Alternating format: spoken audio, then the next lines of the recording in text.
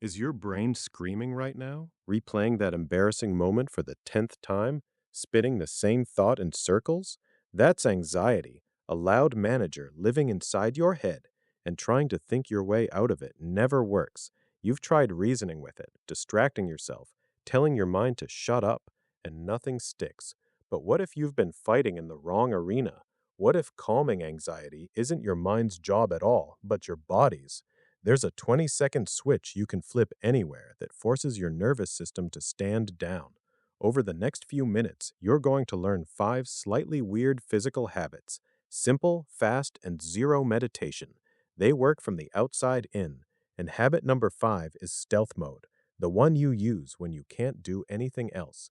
Miss that one, and you miss the master button against anxiety. Let's flip the first switch. Picture two people stuck in the same traffic jam, late for the same meeting. The first one fights with her own head, arguing, blaming herself, rehearsing excuses, and she arrives shaking. The second one doesn't argue with a single thought. He works on his body, ear, breath, feet, and he arrives whole. The difference isn't that one life is easier than the other.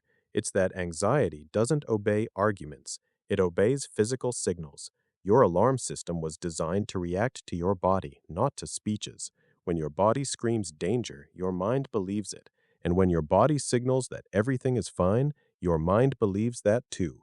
That's the back door these 5 habits are about to use. And the first switch lives in a place you never imagined, your ear. Habit number 1, the ear massage. You think your ear is just for hearing, right? A passive antenna. Wrong. Your ear is a control panel. It's covered, literally covered, in nerve endings wired straight to your vagus nerve, your body's relaxation supervisor. Stimulate that nerve and it switches on rest and digest mode. It's like sending your fight or flight system on a coffee break. Do it with me right now. Thumb and index finger. Grab the whole outer rim of your ear, that outside curve. Squeeze gently and roll that rim between your fingers. Start at the top where the ear meets the head, because an important nerve center lives right there, and work your way down. Squeeze and roll, squeeze and roll. When you reach the earlobe, give it a gentle pull and hold it for a moment. 10 seconds on each ear, 20 in total. What just happened? You turned down the volume of your tension with your own hand.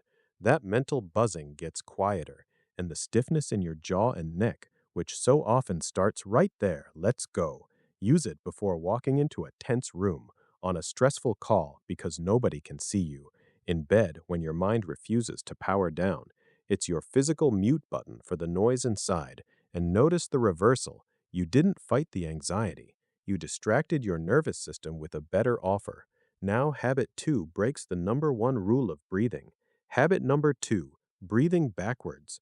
Everyone tells you to take a deep breath when you're stressed, and that is terrible advice, because when anxiety grabs you, your chest is already tight and your shoulders are already up by your ears. Sucking in a giant lungful at that moment is like pumping air into a balloon that's about to pop. You just add more pressure. So we're going to break the rule and breathe back to front. Science calls it the physiological sigh, the reset button that comes pre-installed in your body. You already do it without noticing when you cry.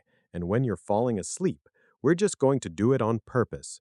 Do it with me. Don't inhale. Start by letting everything out, one long, slow, complete exhale through your mouth. Empty the tank all the way. Feel your shoulders drop. Now take a normal breath in through your nose. And here comes the magic. Without pausing, sneak in one extra short sip of air on top, filling your lungs just a little more. Then let it all out again in one very long exhale, twice as long as the way in. That's one cycle. Repeat it 2 or 3 times. 20 seconds. The long exhale stimulates your vagus nerve again and tells your heart to slow down.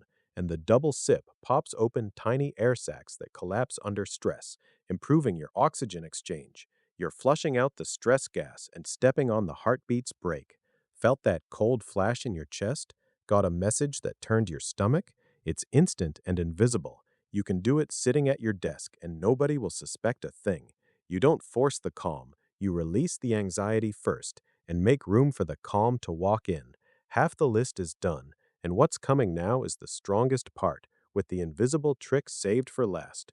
Habit number 3, The heel tap. Anxiety is time travel to the future. It's your mind trapped in a disaster movie that hasn't even happened. To cancel the screening, you need to come back to the present moment, and there's no better anchor than your feet on the ground. You can do this standing or sitting, shoes on or barefoot. First, feel your feet. Seriously, notice their weight, the pressure on your heels, the soles, the little toes. Now lift your heels a hair off the floor, keeping the front of your feet planted, and start tapping your heels on the ground in a light, steady rhythm. It's not stomping, it's a conscious little tap, like a secret code to the planet saying, I am here, right now. While you tap, feel the vibration climbing up your legs and into your spine. Imagine every tap driving a stake of presence into the earth. You are a tree. Anxiety is just wind moving through the branches, and your roots don't move. 20 seconds of rhythm, that's it. What's happening here? You gave your racing mind a physical task that is simple and boring, and boredom is poison to anxiety, because anxiety lives on drama. As a bonus, the nerves in your feet sharpen your sense of where your body is in space, so you feel more solid, less like you're floating. Use it when you feel dizzy, spaced out, or disconnected from your own body. In a line that won't move, when impatience starts climbing, impatience is just anxiety in a costume. It's the shortest path out of your head and back into your body, because the present is the only place where calm exists. Habit number 4, releasing your bite muscle. Where do you store your tension? For a lot of people, it's the jaw. We clench our teeth all day, grind them all night, and carry the weight of the world on those two hinges of the head. And the main storage unit sits in a spot you've probably never massaged. Put your fingers on your face, find your cheekbone, that ridge of bone under your eye, and slide one finger down toward your mouth. You'll feel a little dip, and right after it, a small ball of muscle. That's the masseter, the boss muscle of chewing, and it's probably hard as a rock. Here's how it goes. Let your mouth fall into a relaxed little O shape, jaw loose. Press firmly into that ball with your middle or index finger. You'll find a tender spot, that good massage kind of ache. Keep the pressure firm and steady, no poking, and slowly open and close your mouth a few times, feeling the muscle move under your finger. 10 to 15 seconds on each side, breathing slowly. Imagine you're squeezing the tension out, like paste out of a tube. When you let go, a wave of relaxation can roll across your whole face, up to your temples and down your neck. Some people even feel their vision open up a little. Know why? You just switched off trigger points, and a loose jaw sends a massive all-clear message to your entire nervous system. It's almost impossible to panic with a soft face. Use it in the morning before you even get out of bed, during heavy focus sessions because we clench our teeth when we concentrate, before eating since it even helps digestion. Caught your teeth glued together? Press the spot. That's preventive maintenance for your calm. So now you hold 4 physical keys. But what about when you can't rub your ear, tap your feet, or press on your face? In the middle of a conversation, during a presentation, in a job interview? That's where habit number 5 comes in, the ninja of the list. You can use it anywhere, anytime, and nobody on earth will notice. Habit number 5, the object trick. Anxiety shrinks your world and turns everything into a threat. Your focus flips inward, straight into the storm. The way out is forcing your focus outward, but in a very specific way. It's not scanning the whole room like a desperate radar. It's picking one single boring thing and studying it like it's the most fascinating object on the planet. Here's how it works. First, the discrete pick. Wherever you are, choose any ordinary object, a pen on the table, a crack in the sidewalk, a button on someone's shirt, a coffee stain on the wall. It has to be something neutral and dull. Never your phone, because the phone is a stress object. Then, for 20 seconds, catalog that object with silent, intense curiosity. Is it shiny or matte? What's its exact color? Any scratches? Any marks? How does the light hit it?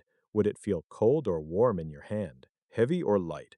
Who put it there anyway? What was it a year ago? And what will it be a year from now?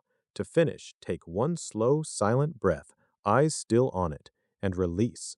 20 seconds and you just hijacked your own attention. What did you actually do? You forced your prefrontal cortex, the logical, observant part of your brain, to take back command by handing it a task that's concrete and harmless. That steals energy from the amygdala, the fire alarm that was screaming about future disasters. Your brain can't run both at full blast at the same time. By choosing the pen, you choose to starve your anxiety of attention. You don't say, "Stop being anxious." You say, "Hey, brain, look at this interesting doorknob." It's your secret weapon for any social situation: a date, an interview, a party, a hard conversation. And the best part, you become more present in the conversation, not less, because you just muted the inner commentator. Now stack it all into one real day. Tense morning? Release the masseter before you get up. A message just turned your stomach? Exhale first, double sip, exhale again. A line that won't move? Heel taps. A hard meeting coming up? 20 seconds of ear in the hallway. And if the storm rolls back in mid-conversation, the pen is right there on the table. None of these habits asks for months of training. They're switches. They work in seconds, and they get faster every single time you use them. You just learn to calm your body through your ears, your breath, your feet, your face, and your gaze. So keep this phrase: you don't think your way to calm. You switch it on. Next time the loud manager starts yelling in there, you won't argue with him. You'll flip a 20-second switch and watch the alarm shut down.